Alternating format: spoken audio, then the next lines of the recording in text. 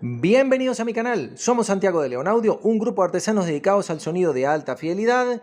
Y antes de que le metamos mano a ese Nakamichi 680 y su unidad reductora de ruido, nos vamos a entretener intentando devolver a la vida en este cuarto capítulo a este bellísimo amplificador MA5100 de Macintosh. La reparación que vamos a intentar en principio es lo más sencillo, muy por pedacitos.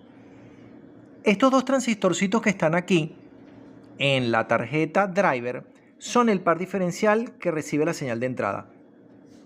Ellos tienen varias funciones, aparte obviamente de amplificar señal, que es el trabajo de un transistor.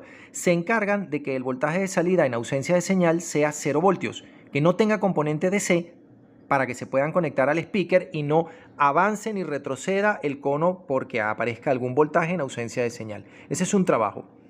Y el otro trabajo que tienen es comparar la señal de entrada que entra por este capacitor contra una muestra de la señal de salida que va a speaker y restarlas. Por eso se llama par diferencial o par restador. El nombre original es par de cola larga. La resta es la que determina la diferencia que hay entre la señal que entra y la señal que ha sido amplificada. Y el trabajo de este circuito es hacer que las señales se parezcan tanto como sea posible. Dicho de otra forma, ellos son los que reciben el lazo de retroalimentación negativa para que la señal de entrada y la señal amplificada sean tan parecidas como sea posible, o es decir, tengan la menor distorsión armónica posible y el sonido sea lo más fiel al original. Entonces, el trabajo de estos transistores es muy importante y los vamos a sustituir por piezas nuevas porque, bueno, han llegado a su fin. Pero no cualquier pieza nueva. Ya les voy a contar cómo lo vamos a hacer. Para hacer esta parte de la reparación, no simplemente compré transistores nuevos y los voy a montar allí y ya, porque eso no funciona así. O sí funciona, pero no ofrece el mejor resultado. Lo que vamos a hacer es distinto. He comprado y les estoy mostrando 8 transistores nuevos para usar solo 4. Estos transistores que he comprado también son Motorola, son los 2N5401 de Motorola y he comprado 8 piezas. De esas que vienen en rollo, bueno, compré más, pero de estas que vienen en rollo de papel, todavía tienen un pedacito del tape. Lo que vamos a hacer nosotros es que vamos a hacer una tabla con estos transistores, los vamos a medir uno por uno con la ayuda de este multímetro que tiene esta sección que permite medir la ganancia de los transistores. Vamos a hacer una tabla con ellos y vamos a elegir dos parejas de transistores que tengan la ganancia más parecida. Si los transistores fueran idénticos, es decir, tuviesen exactamente el mismo voltaje base emisor y la misma ganancia de corriente a 1 mA, la resta de la señal sería la más perfecta y la distorsión armónica total del amplificador sería la más pequeña. Entonces es importante que los transistores se parezcan mucho para que lleguemos a esa distorsión del 0.3% que ofrecía el fabricante. Pero ojo, eso lo ofrecía Macintosh con piezas seleccionadas, no con cualquier pieza. Veamos. Aquí están los transistores originales. Se pueden dar cuenta de que de fábrica los transistores, cualquier transistor, por ejemplo este, recibía un punto. Ese punto diferenciaba que esta pieza sí funcionaba, que esta pieza sí estaba buena. Mientras que estos eran pintados nuevamente y aparte para indicar que habían sido seleccionados como parejas. Esto lo hacía un operador o una operadora en la línea de montaje. Quiero que lo vean que aquí también está hecho. Los transistores han sido marcados no por el punto que le pone una máquina indicando que la pieza funciona, sino una mancha que se le ha colocado después, una marca que se ha colocado después. Esto también lo hacían los japoneses para indicar que los transistores han sido seleccionados y que son el par. Yo les comenté en una oportunidad que los transistores, por ejemplo, los 2SC1815 que hemos utilizado en algún proyecto, en la sección fono, venían en 3 marcas. La marca Orange, Yellow y Green, anaranjado, amarillo y verde. Lo que hacían los japoneses era que todos los transistores que salían de la línea de montaje artesanalmente los pasaban por un probador como el que podría tener este multímetro e iban midiendo la ganancia. Si iba de tanto a tanto, le ponían una marca anaranjada. Si iba de tanto a tanto, le ponían una marca amarilla. Y si hiciera la mejor ganancia posible, le ponían una marca verde y así se diferenciaban las piezas. Después, con el tiempo, eso se convirtió en parte del código de identificación de los componentes electrónicos. Si la ganancia era menor que la esperada, la pieza se marcaba como dañada, simplemente se desechaba y más de la mitad de los transistores se desechaban porque no servían para nada. Y si la ganancia medida resultaba ser mayor, también se desechaba el transistor porque no era señal de que tenía una excelente ganancia, sino de que tenía fuga de corriente.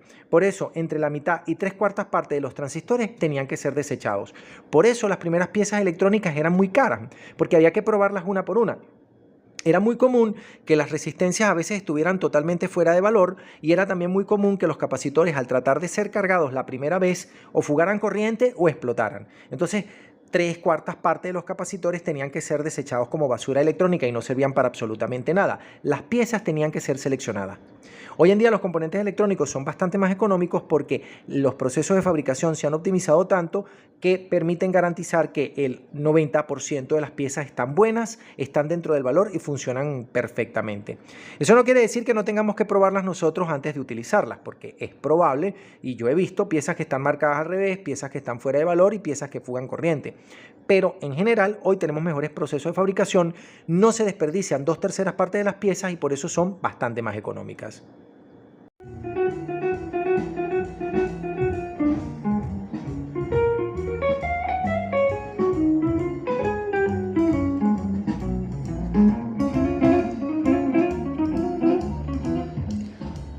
Lo bueno de esta sesión de trabajo es que ha sido amenizada con un poquito de reggaetón tipo jazz, muy interesante y muy bonito, reproducido desde un plato de tocadiscos Torrens, cuyo plinto ha sido rehecho, no por mí por cierto, pero bellamente rehecho. Nos acompañan los altavoces Alteclansing modelo 9, que ya les había mostrado en un video anterior, que están empleando provisionalmente ese que es un Twitter Electro Voice. Mientras tanto, nosotros seguimos luchando contra nuestro amplificador Macintosh 5100 para ver si lo devolvemos a la vida, y no solamente lo arreglamos, sino que además podemos conseguir de él el sonido que estaba preparado para dar, para que cause la ilusión que originalmente debería de producir tener un equipo Macintosh en casa.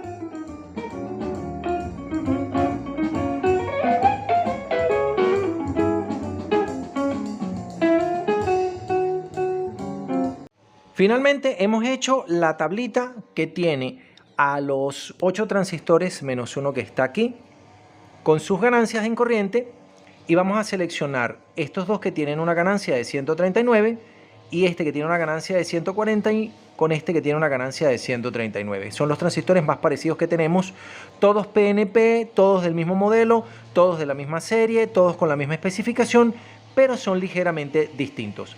Es necesario que sean idénticos para que esto funcione de la mejor manera posible.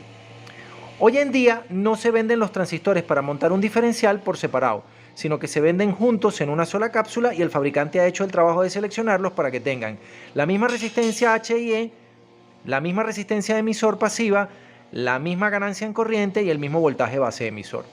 Aparte de eso, estamos tratando de recuperar el condensador de flujos para viajar en el tiempo. Lo hemos estado desarmando y por supuesto, como estas son piezas de alta calidad, es súper difícil desarmarlo. Miren esto. Hemos torpemente roto el sello. Hemos quitado la primera capa de baquelita que funcionaba como anclaje mecánico. Hemos quitado la capa de goma, que es flexible, que funcionaba como primer sello. Y ahora nos conseguimos la segunda tapa de baquelita. No sé si la pueden apreciar, porque como yo les he comentado, esta pieza es una botella. Y esta botella contiene a presión sellado una cantidad de químico que mantiene activo el óxido de aluminio, que es el dieléctrico de este tipo de capacitor. Estos capacitores se hacen con 2 placas de aluminio en buen estado, se sumergen en un químico que los va a oxidar con el paso de la corriente en el proceso de fabricación, que es cuando realmente se forma el capacitor, pero ese electrolito que se usa como corrosivo se deja dentro de la botella para que mantenga el proceso de corrosión y haga que el capacitor exista toda la vida. Cuando ese químico se ha evaporado por completo porque se fuga de todas estas capas de sello, las capas de sello llegan como hasta acá y a veces hasta la mitad de la pieza. Cuando esas capas de aislantes se han fugado todas y el electrolito se seca, el capacitor se muere y deja de funcionar. Por supuesto, esto es un capacitor que se fabricó en los años 55-60 y ha durado muchísimo tiempo y bueno, ha muerto al sol de hoy y hay que rehacerlo. La manera de mantener la estética del equipo es vaciar esta botella, meter condensadores nuevos aquí adentro, rehacer los terminales y volverlo a anclar. Pero el propietario del equipo se ha equivocado y ha roto el lugar donde estaban las patas, donde teníamos que anclarlo al chasis, y realmente ahora esto no sirve para gran cosa. Pero quería mostrarles que esto tiene un montón de tapas de sello y bueno, también arrancó una de las patas de los terminales eléctricos. Y esto es un desastre, pero había que hacer esto, pero no hacerlo así.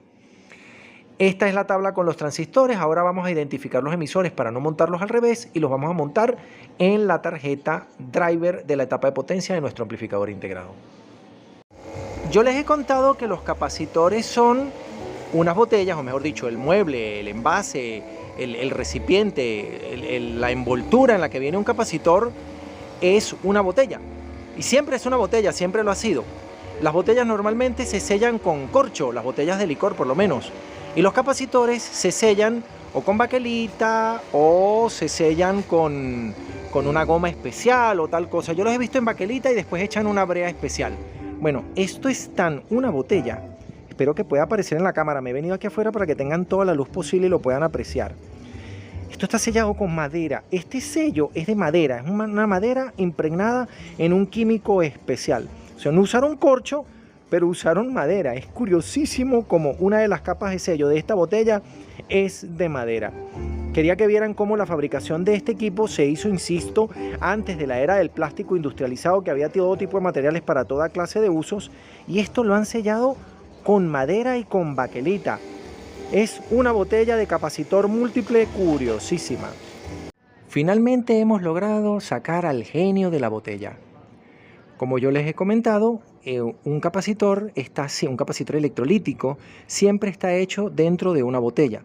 La botella es un recipiente que se termina de sellar acá con un corcho, con baquelita, con una goma, con brea, lo he visto muchas veces, y a través de ese sello pasan los terminales eléctricos que comunican al capacitor que está aquí adentro con las conexiones eléctricas o los bornes que deben de estar afuera. Ahora que lo hemos logrado sacar, se los voy a mostrar con detalle. Vamos allá. Aquí tenemos al capacitor propiamente dicho. Por lo menos no es tóxico tocar este en particular, otros me imagino que sí, pero este se puede tocar porque este corrosivo lo que hace es que se come el aluminio. Veamos. Aquí adentro hay dos capas. Una capa que es el negativo y una capa que es el positivo del primer capacitor. Están enrollados alrededor de un núcleo de goma que también sirve como anclaje para las terminales eléctricas o los bornes que deben atravesar el sello para llegar hasta afuera. Pero ustedes no están viendo aluminio, están viendo cartón. ¿Por qué están viendo cartón? Bueno, en realidad aquí están pasando muchas cosas al mismo tiempo. En primer lugar, aquí hay 3 capacitores. Así que no hay 2 capas de aluminio, sino que hay 6 capas de aluminio. El negativo y el positivo del primer capacitor, el negativo y el positivo del segundo, el negativo y el positivo del tercero. Y están enrolladas todas concéntricas. El negativo de los 3 capacitores era este terminal que, lamentándolo mucho, hemos arrancado por error, y es el retorno de los 3 capacitores. Entonces tenemos un terminal negativo común, como dice la placa, y 3 terminales positivos. El del primero, el del segundo y el del tercer capacitor, que están aislados eléctricamente el uno del otro, salvo por la tierra. Pero sucede que para mantener al electrolito mojando todo el capacitor, se ha utilizado esta capa de papel, que parece cartón, que se mantiene todo el tiempo mojada por el electrolito que está depositado dentro de la botella. Entonces lo que realmente estamos viendo es la capa de cartón y el aluminio está aquí adentro y es invisible para nosotros, pero es el verdadero capacitor. Por eso esto se llama capacitor electrolítico de aluminio. También los hay de tantalio y de combinaciones de materiales. Este cartón está mojado con el electrolito que queda y opera como una esponja que hace que el electrolito, a pesar de que quede solamente un poquito al fondo del capacitor, moje todo el dieléctrico para que esté siempre sumergido o mojado con el electrolito y se mantenga siempre corroído, se mantenga siempre en proceso de oxidación. Cuando el electrolito se ha fugado por completo, como yo les dije que este no es el caso porque esto sigue mojado, el capacitor simplemente empieza a destruirse porque empieza a desaparecer la capa de óxido hasta que se hace un cortocircuito porque el dieléctrico es el óxido y al dejar de estar presente permite el paso de corriente de una placa a la otra y el capacitor pues simplemente fracasa, se cortocircuita y se daña. Este no es el caso. En este caso, este proceso químico que es activo a lo largo del tiempo produce 2 defectos. El primero es que el capacitor no mantiene su valor toda su vida útil, sino que va cambiando con el tiempo. Y el segundo, que va produciendo corriente de fuga a medida que se va acabando el electrolito hasta que el capacitor se cortocircuita y muere. Quería que vieran este capacitor por dentro, que estaba armado alrededor de una goma sobre el cual se habían bobinado los 3 capacitores concéntricos. Se habían conectado internamente los terminales de tierra. Mira, aquí se puede ver Vamos a ver si lo enfocamos. Aquí se pueden ver cómo se ha enrollado, cómo ha sido enrollado todo el capacitor. Al fondo habría una brea que lo inmovilizaba, esto se sumergía y después se llenaba del electrolito hasta arriba y se sellaba al final y después se conectaban las borneras, los terminales, los conectores y se sellaba el capacitor por fuera con un sello que en este caso era de baquelita. Insisto, en este caso este se puede tocar y no es un problema mayor. Miren cómo se está deshaciendo el cartón por el contacto. Miren que el cartón está mojado todavía con el electrolito, pero no intenten hacer esto en su casa y pregúntenle primero a su mamá.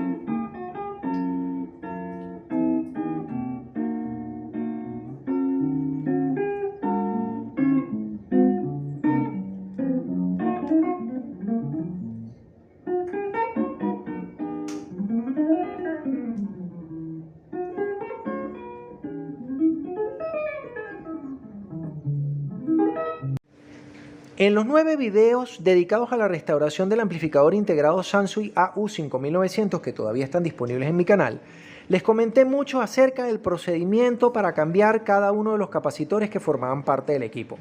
Y me refiero particularmente a los capacitores electrolíticos porque los demás pues no habrá que cambiarlos, ya vamos a ver eso en detalle. Y el problema es este: cuando un componente electrónico de nuestro amplificador integrado falla, como por ejemplo un transistor de la etapa de potencia, el amplificador simplemente no suena. Si falla, por ejemplo, un transistor de la sección de preamplificación, el equipo o suena muy mal o ese canal se pierde. Pero los capacitores electrolíticos son distintos. Ellos no dejan de funcionar súbitamente y ya, sino que tienen un comportamiento distinto. Ellos acumulan deterioro. Entonces, por ejemplo, estos capacitores originales, grandes, de la fuente de alimentación de nuestro equipo, deberían tener una capacidad de 9300 microfarad al momento de haber sido fabricados. Lo que pasa con ellos es que el deterioro hace que pierdan el valor original de fábrica y empiecen a fugar corriente, empiecen a consumir corriente de la fuente de alimentación y a calentarse. Entonces, en el momento de ser fabricados, ellos tenían 9000 microfarad mínimo garantizado por el fabricante y al paso de los años empiezan a tener 8000, 7000, 6000, 5000 microfarad hasta que su valor es tan pequeño que no pueden garantizar el correcto filtrado de la fuente de alimentación y los bajos empiezan a sonar fatal. Lo que nosotros vamos a percibir con el deterioro de los capacitores electrolíticos de nuestro equipo es que se deteriora la calidad de sonido, pero el amplificador sigue sonando. Pero no es el único tipo de capacitor que se utiliza para fabricar amplificadores. En este caso, la gente de Macintosh ha utilizado capacitores de poliéster metalizado para el paso de la señal del preamplificador. Eso es muy interesante porque los capacitores tienen un sonido. Me explico. El capacitor en el paso de señal de audio imprime o impone o matiza con su sonido particular al desempeño final del equipo. Por eso se eligen buenos capacitores para el paso de señal. Les cuento algo. En este canal hay unos videos que están dedicados al Sansui AU777 y al Sansui AU999 que les recomiendo ver en este momento. Porque en ellos yo muestro cómo la sección de preamplificación y la sección de control de tonos y la sección fono de esos equipos está hecha enteramente con capacitores de paso de poliéster metalizado. Esos capacitores no solamente son buenísimos porque no hay que cambiarlos nunca, de hecho esos equipos que son del año 67 y 69 aún conservan todos sus capacitores de poliéster originales de fábrica y están en buen estado. Pero adicionalmente tienen un efecto interesante para el desempeño del equipo. Y eso es que son los capacitores que suenan mejor. Claro, después está el matiz de que si son MKP, MKT, que si son capacitores de formulación especial y de electrolítico especial y tal cosa. Los capacitores que, por cierto, mejor suenan son los de Silver Mica. El problema es que no los hay de valores tan grandes como los de poliéster metalizado para funcionar de acople de señal.